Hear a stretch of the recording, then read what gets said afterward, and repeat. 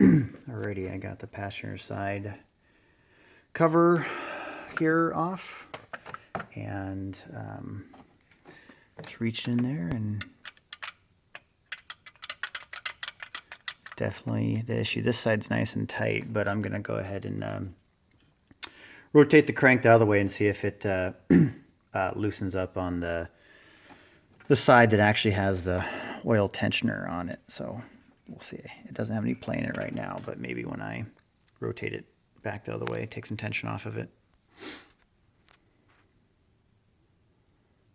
All right, so I rotated it back, and this side definitely has lots of play. There's definitely some, oh yeah, actually, geez, I was gonna say there should be some slop in here, because I keep hearing the variable valve, whatever you call these guys, little orifices here, clicking. You can hear the springs in there, but let me see if I can get this down in there. Let's see if that's a good view, possibly. Oh yeah, woohoo!